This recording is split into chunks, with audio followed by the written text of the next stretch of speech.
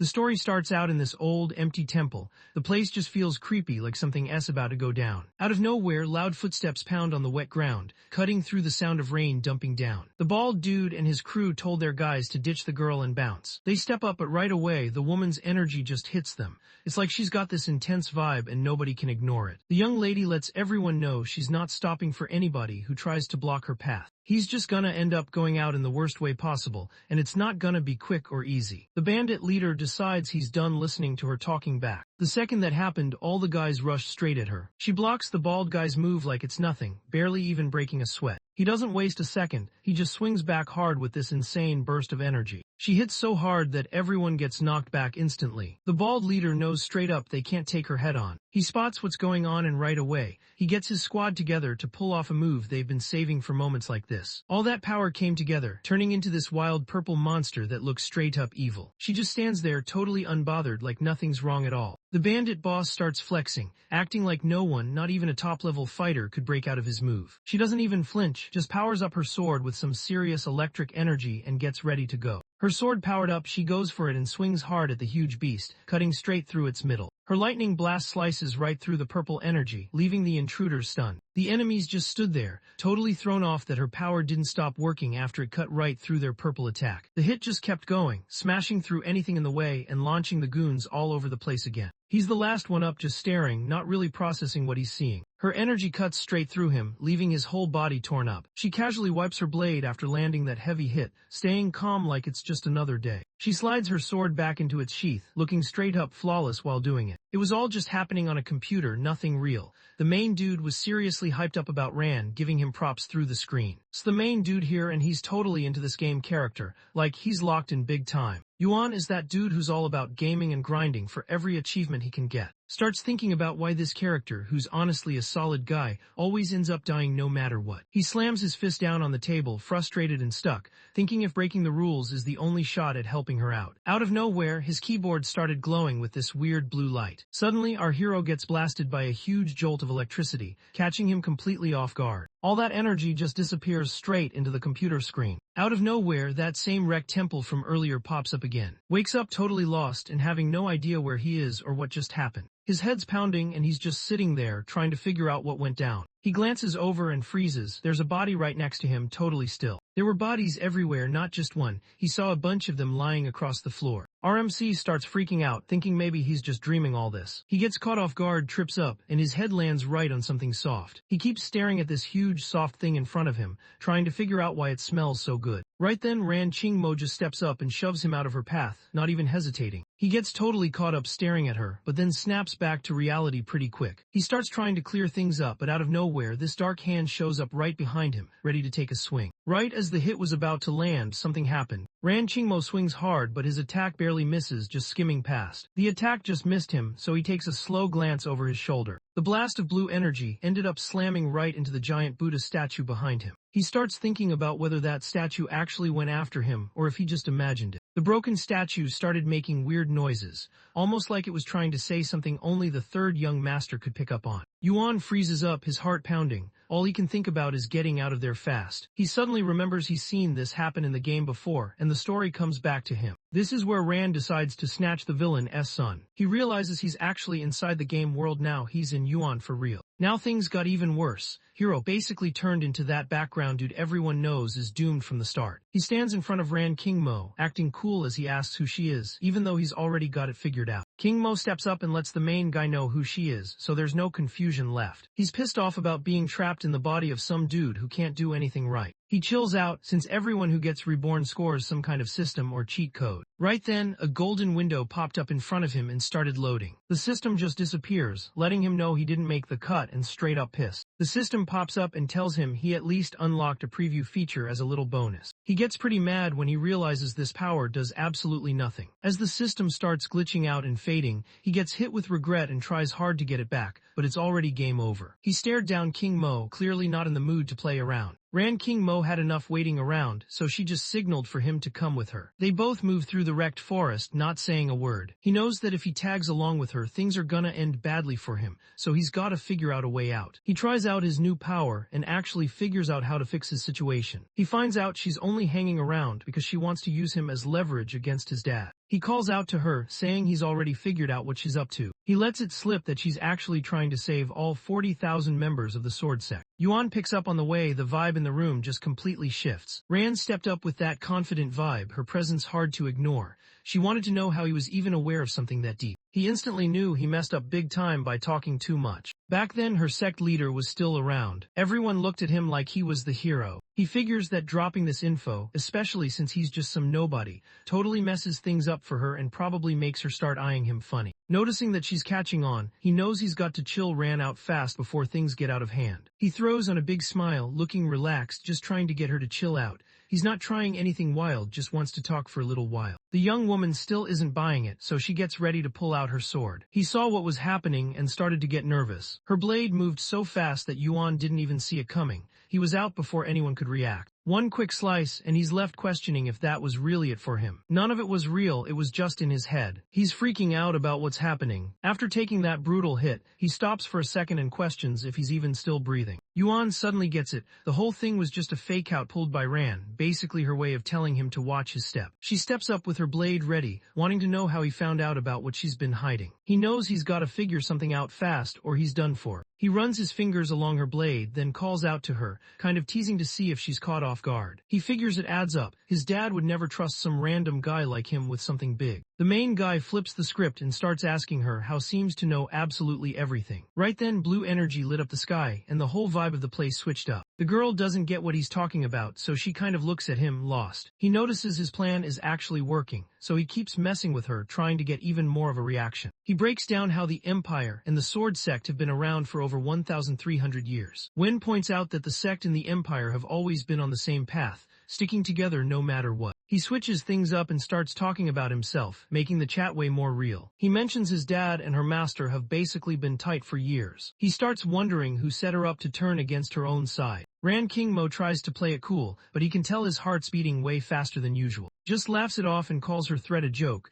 then tells him he can chill because she'll help him get things back on track. Ran King Mo thinks about what this guy actually knows and what tricks he might be hiding. She figures it's worth seeing what he's about, so she puts her sword away. She slides the blade back into its scabbard, moving smooth and steady, not rushing at all. The main guy suddenly acts all awkward, convinced that she's actually way cooler face to face. She looks way more chill now that her weapon's out of sight. She slides her sword back in, deciding to give the guy a chance to explain himself. He sees his favorite character and his eyes light up instantly, like he just spotted something legendary. He tries to get her attention, but she's totally ignoring him. Nobody saw it coming, she just smacked him right on the head. She nails him right on the head, then just stands there, staring him down like she's waiting to see what he'll do next. She starts ranting about how Su Yuan never shuts up, calling him a total chatterbox, right as he just blacks out. The two guys ducked into a cave to get out of the pouring rain. It was dark inside, and something about the place felt off. He wakes up sprawled out on the cave floor, totally out of it. His head was pounding, and he couldn't stop thinking about how Rand totally wrecked him. Inside the cave, he's freezing because the rain and wind just won't let up. He's just sitting there on the floor, annoyed because his whole body won't move at all. Rand King Mo just looks totally unbothered, not even paying attention to how rough things are for him right now. He notices how she switches moods so fast, it's like flipping through tick feeds. One second she's chill, next she's all fired up. Can't help but think about whether bringing a wooden club was actually needed. He checks his screen again and his status window pops back up. No matter which timeline he looks at through the window, he always ends up with a rough ending. Every time the third young master gets kidnapped, the system shows he never makes it out alive. He couldn't believe she'd actually go after someone as weak as him. That move had him fired up like she'd totally crossed the line. He lets her know that things aren't going the way the story was supposed to anymore. Out of nowhere, he catches Rand just watching him. Su Yuan was seriously pissed and told her to get over there and help him start a fire, or else he was gonna freeze out here. Rand admits she doesn't have a flint and that just sets him off. He gets heated and snaps at her, telling her to just use her Chuan instead. He remembers that in this world, I is basically the power source for everything. He figures someone as tough as her would handle making a fire no problem, but she actually looks kind of embarrassed about it. Rand doesn't go for fire. She channels her chi and suddenly there's this giant ice crystal in her hand. He just stands there totally stunned, realizing all she can do is make ice. She checks if ice is good enough, since her Q can only make that right now. The moment hits and he just loses it, yelling about needing fire, some hot water, and something to eat right now. Rand King Mo shoots him a killer look, clearly fed up with all the yelling. He's just done at this point. His body's weak and he can't handle what's going on anymore. He's got a fever and the chills, so his body just starts giving out. Everything gets heavy and he's about to black out. He's completely wiped out and just crashes right onto the girl's lap. But instead of landing on her lap like he planned, he just ends up crashing right onto her, right on the soft spots again. King Mo just looks at, staying completely silent. He just landed in this new world, and now it looks like his story might end before it even gets started. He's right on the edge, thinking he's about to die, but honestly, it's not as bad as he thought it would be. Right then, he suddenly tastes something sweet getting poured into his mouth, and starts thinking about what it could be. Snaps awake and finds himself lying in Ran's lap. It hits him that she's the one helping him out right now. He's back on his feet now, finally feeling normal again. He looks over at the girl, trying to figure out what she put in his drink. He just stood there, his eyes wide, trying to figure out what was even going on. Right then, a massive red python showed up at the mouth of the cave. Ran faces the creature, totally unfazed. She just grabs a bit of the liquid from the creature's horn, totally chill about it. When he looks a bit harder, he realizes the beast is actually just chilling. He spots the massive python stuck under a giant chunk of ice, totally trapped and not going anywhere. King Mo handed the bottle over to Su Yuan, nudging him to take a drink. He gets it now. The ice showed up with this creature for a reason, like it's here to back him up or give him a hand. He checks out the stack of wood that Ran brought over, looks over and wonders how the girl plans to get that wet firewood burning. She doesn't even hesitate, she just tells the python to light up the wood with its fire breath. The python listens right away and shoots out a quick burst of fire, getting the campfire going super fast. He suddenly realizes it's a flame spirit python. He thinks back and realizes this beast doesn't show up often, and people actually use its essence to make pills. The pills fix you up, but the creature does something weird on the side. Yuan suddenly puts it together. The drink he just had is actually part of some demonic path powder. He starts freaking out, hands getting sweaty just thinking about what could happen next. Right then Ren just starts undressing, and the dude completely loses his cool. He goes bright red and starts thinking that maybe the drink's already hitting her. Our guy's just standing there, totally unsure of himself, super embarrassed. Meanwhile, she just keeps it moving and walks right by like nothing happened. She just hands her clothes over to the python and asks it to dry them. The creature blew out a quick burst of fire, and just like that, the girl's clothes were dry. He's trying to get his clothes dried off while the girl just sits down and starts meditating like it's no big deal. He walks up to the python, and it's clear the snake isn't vibing with him at all. He flashes a quick grin and puts his finger to his lips, making sure Ran stays asleep. The beast starts freaking out, worried that might snitch, and it's straight up sweating like crazy. Once his clothes finally dried out, he shot the python a sarcastic look, kind of like he was trolling it for saving him. The beast clearly isn't having it. Instead, it loses it and just goes after him. He just stops dead, eyes glued to that fireball heading straight for him. Out of nowhere, Ran King Mo jumped in and cut through both the fireball and the python's tongue, saving the main guy just in time. She steps up, blade ready, putting herself between him and any danger. She goes in again, landing another hit right on the python's neck. The attack hits so hard that the beast's head just straight up crumbles into dust right there. Yuan just stands there, totally caught off guard, trying to figure out why the girl decided to take out the creature herself. She just grabs him and makes him finish off the rest of whatever was in that bottle, no hesitation. He thinks back to the game, and can't forget how his character always got wrecked in 9 different messed up ways. He starts putting the pieces together and it hits him. Those deaths weren't just bad luck. Someone out there actually wants him out of the picture. Yuan looks over at Ran, realizing it's time to get real with him. He knows they can't just keep dodging what's going on, so he decides it's time for a big conversation. Ran nods and waits for him to just say whatever he's thinking. He's honestly just glad she's actually paying attention this time, since he was already worried she'd smack him again. He says they should team up if they want to stay safe. He knows his dad's crew wants him out, but that whole thing with the python just felt off. He goes on, explaining that somebody basically led him right into the spot where she grabbed him. He knows that if anything happened to him, her whole idea of using him to pressure his dad would flop. Ran Ching Mo just straight up tells him he's got zero chi, so to her,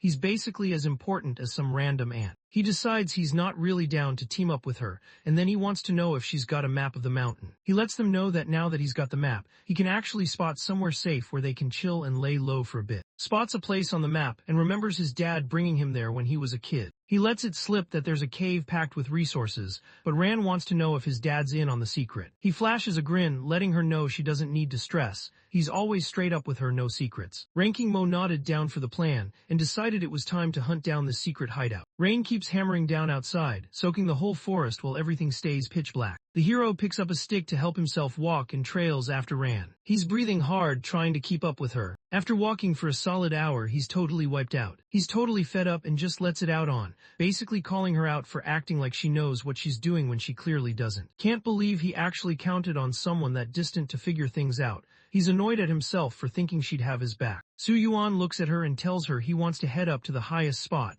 just so he can figure out where he is and get a better sense of the place. She just goes for it, tapping into her chi and spinning up this huge whirlwind of energy that wraps all around them. He picks up on the weird vibe right away and just freaks out, yelling without even thinking. Mo grabs the front of the protagonist's shirt and holds on tight. The two of them start floating together in this unreal moment, but the whole time he's straight up scared out of his mind. She shoots him a straight-up icy stare, checking if he can spot the way ahead from where he's standing. Still a little on edge, but he nods and stares out at the mountains ahead. He pulls out the map he brought, wanting to check where they are so they don't end up wandering off. The main guy finally pulls himself together and spots TM up in the mountains. The girl wants to know if that secret cave is actually up on the mountain, and he lets her know it's legit. He realized getting into the game usually took some serious luck, but with her on his side, he actually had a shot. Now that they've got a plan, he's leading everyone to mountain to find a safe spot. She gives a quick nod, and both of them get ready to roll out to the spot marked on the map. Suddenly, Ran King Mo just disappears, leaving him standing solo on the ice platform.